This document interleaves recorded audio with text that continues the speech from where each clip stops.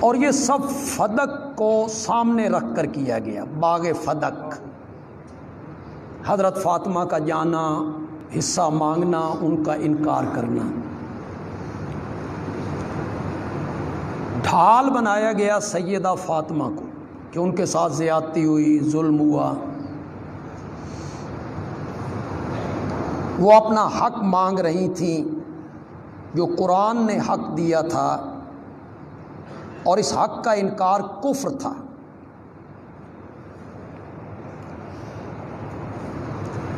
میں نے اس سے پہلے ایک جمعے میں کہا، آج کوئی نئے لوگ آئے ہیں تو سن لیں،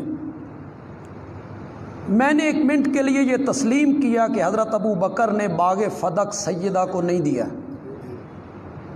ظلم کیا، الیاذ باللہ۔ حضرت عمر نے بھی یہی کیا، نہیں دیا۔ حضرت عثمان کی روش بھی یہی تھی، نہیں دیا۔ سوال میرا یہ ہے کہ جب حضرت سیدنا علی ابن ابی طالب رضی اللہ تعالی عنہ مسند خلافت پہ آئے، اقتدار ان کے پاس ہے، خلافت ان کے پاس ہے، طاقت ان کے پاس ہے، قوت ان کے پاس ہے،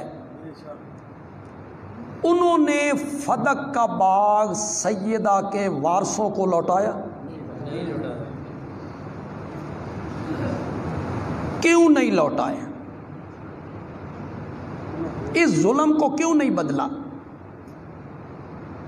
سیدہ کے وارث موجود تھے، حسنین کریمین تھے، حضرت زینب تھیں، ام کلثوم تھیں، انہیں کیوں نہیں دیا؟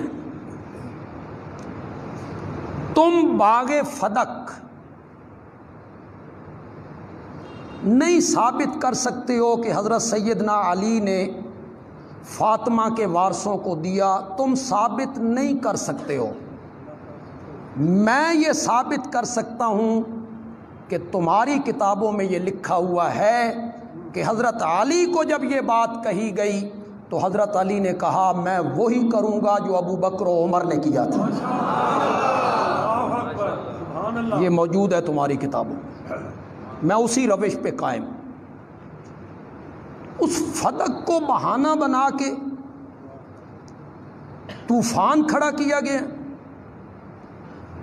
آپ بتائیں، وراثت میں صرف بیٹی حصے دار ہوتی،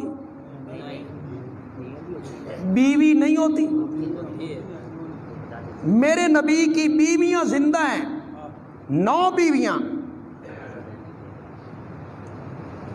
انہیں حضرت صدیق اکبر نے دے دیا؟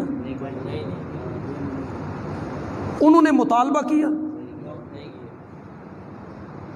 انہوں نے تو مطالبہ نہیں کیا کہ یہ وراثت ہے، ملکیت ہے ہمارے شوہر کی، ہمیں یہ وراثت دی جائے۔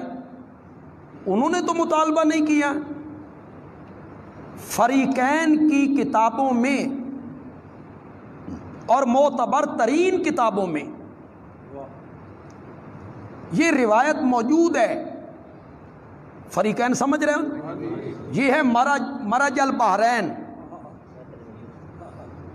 2 سمندر ملا کے چلائے، ایک میٹھا ایک۔ تو دونوں فریقوں کی کتابوں میں یہ روایت موجود ہے صحیح سند کے ساتھ کہ ہم انبیاء کی جو جماعت ہیں، ہم نہ کسی کے وارث بنتے ہیں، نہ ہم وراثت میں مال اور درہم چھوڑتے ہیں، ہم تو وراثت میں علم چھوڑتے ہیں۔ یہ موجود ہے۔ وہ جو تم بناتے ہو نا، پچھلے جمعے ہمارے ایک محترم کہنے لگے وارثا سلیمان وارث بنے داؤد کے، تو یہ قرآن کی آیت ہے، لوگوں کو دکھاتے پھرتے ہیں، دیکھو جی حضرت سلیمان بیٹے تھے، داؤد کے وارث بنے۔ میں نے کہا حضرت داؤد کا ایک بیٹا تھا، 18 بیٹے تھے۔ ایک کو وراثت ملنی تھی، 18 بیٹوں میں صرف ایک سلیمان، اور یہاں سے وراثت مال کی مراد نہیں ہے، وہی نبوت اور علم کی وراثت مراد ہے۔ پھر کبھی آپ کو سورت مریم دکھائیں گے، حضرت زکریا دعا مانگتے ہوئے کہتے ہیں یا اللہ ایک بیٹا دے دے یارثنی، جو میرا وارث بنے، وہ آل یعقوب، اور یعقوب کی اولاد کا وارث بنے۔ یہ پوری آیت میں نے ترجمہ کر دی ہے۔ تو وہاں کہتے ہیں دیکھو جی حضرت زکریا کہتے تھے یارثنی، میرا وارث بنے، انبیاء کی وراثت تو ہوتی ہے۔ اب آپ سادہ لوگ ہیں، جب آپ کو قرآن کی آیت یہ دکھائی جاتی ہے آپ چکرا جاتے ہیں کہ یار ہمارے خطیب تو کہتے ہیں انبیاء کی وراثت نہیں ہوتی، یہاں حضرت زکریا کہتے ہیں میرا وارث بنے۔ اس کا جواب یہ ہے کہ جو بیٹا مانگ رہے ہیں انہوں نے اپنے باپ کا وارث تو بننا تھا زکریا کا، یعقوب کی اولاد کا بھی اسی نے وارث بننا تھا۔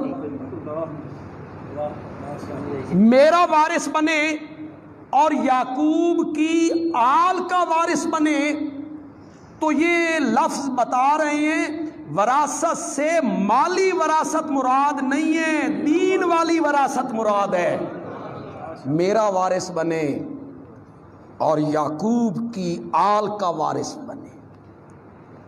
پھر حضرت زکریا سرمایہ دار کتنے تھے کہ انہیں فکر پڑ گئی تھی کہ میرا مال جو ہے، میری کوٹھیاں، میرے باغات، میری فیکٹریاں، میری دولت، میرا سونا، میری چاندی کدھر جائے گی، یا اللہ ایک بیٹا دے دے جو اسے سنبھالے۔ درخانوں والا وہ کام کرتے ہیں، ایک درخان کی کتنی آمدن ہوتی ہے جی، جس کی فکر پڑ گئی تھی حضرت زکریا کو کہ میرا مال اور میرا بیٹا ہونا چاہیے جو میرے مال کا۔ کوئی عقل سے کام لو یار، انبیاء دولت اور مال وراثت میں نہیں چھوڑتے، کیا چھوڑتے ہیں؟ علم چھوڑتے ہیں۔ 2 آیتیں وہ پیش کرتے ہیں، میں نے دونوں آیتوں کا جواب دے دی۔ سلیمان داؤد کے وارث بنے، اس کا بھی میں نے جواب دے دی۔ حضرت زکریا نے دعا مانگی میرا وارث بنے، لیکن اس کا جواب آگے ہے، میرا وارث بنے اور یعقوب کی آل کا بھی کیا بنے۔ یہ پوری یعقوب کی آل کا وارث اکیلے حضرت زکریا کے بیٹے نے بننا تھا۔